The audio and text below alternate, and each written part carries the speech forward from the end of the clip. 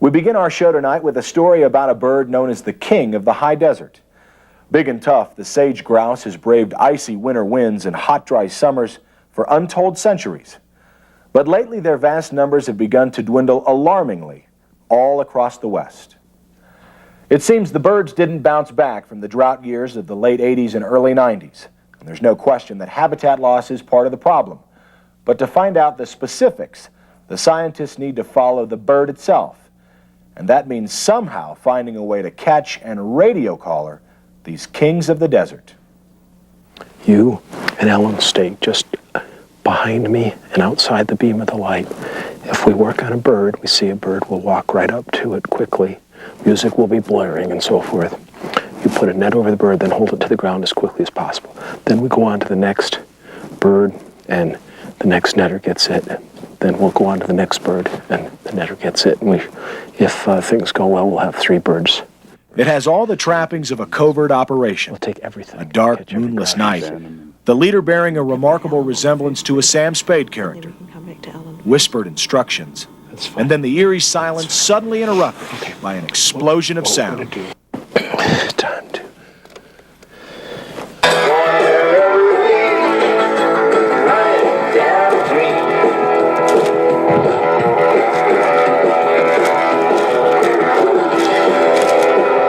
Surreal, wacky, freaky, bizarre, irrational, eccentric, dreamlike. These are the words that pound through your head, punctuating the tunes of Tom Petty as you follow a very well-educated research biologist through the rocks and sagebrush. It's the Owyhee Desert on a cold, black April night. But blaring music, flashing lights, and marching feet certainly do not make up the standard stuff of serious science. So what is going on here? Okay, same drill. It's simply been proven the best way to capture sage grouse.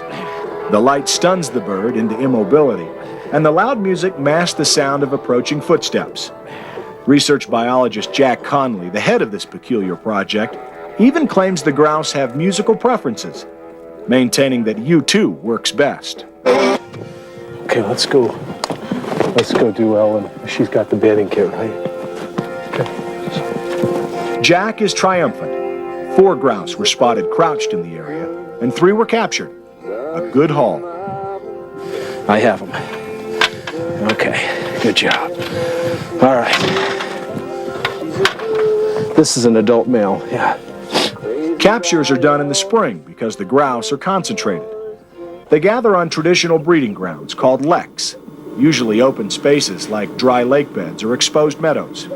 There, at dawn, the males perform an elaborate mating dance, strutting about and fanning their tails, displaying feathers arranged in a striking pattern of black and white.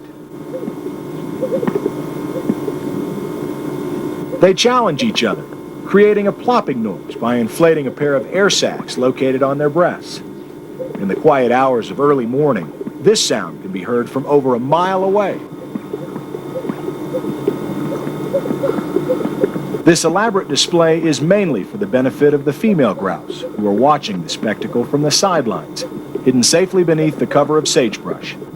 The males are exposed and vulnerable to predators, especially golden eagles, but they appear oblivious to that fact in their frantic desire to win the privilege of breeding. They're standing out there making themselves as visible as possible, so it's pretty tough to be a male sage grouse. You take a real beating in March and April. So it goes to reason that these lek areas are also good hunting grounds for other predators, like our Sam Spade scientist on his midnight mission, hunting for sage grouse to capture and mark. Every bird we catch gets a leg band. Males get red leg bands, females get green leg bands. Every leg band has the address of the Fish and Game Department as well as a serialized number.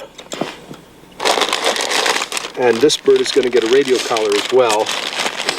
The radio collar will allow biologists to follow this bird for over a year.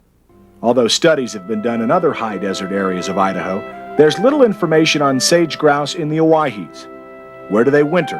How widely are sage grouse distributed here? And what's proving to be one of the biggest concerns, How well are the chicks surviving? Chick survival for sage grouse seems to have really declined in the last 20 years. It hasn't just in Idaho, that's in Colorado, Idaho, throughout the West. And populations are kind of following that, and we're concerned about that and trying to get a handle on why that's occurring. But it's not going to come over his head. It's not going to come over his I head. don't think so. One thing is clear. Sage grouse cannot survive without good quality sagebrush habitat. Drought, wildfires, the encroachment of cheatgrass, agriculture, urban development, all contribute to the loss of this habitat and affect the survival of this species. Sage grouse are, a bird of the sagebrush steppe. They eat sagebrush in the wintertime. That's all they eat. They nest under sagebrush during the spring, and that's where they nest successfully. If they don't have sagebrush, you won't have sage grouse. These are the sacs that they inflate during their displays, and then that's what you see kind of puffing out on the bird, filling with air. We don't want the radio to interfere with the sacs or with the breeding display, and so we like to sit right here, and it can't be so tight that it interferes with the bird's feeding either. So we work real hard to try to custom fit every radio to each individual bird. Once the bird is fitted with the radio, the feathers are preened around it and the grouse is released into the night.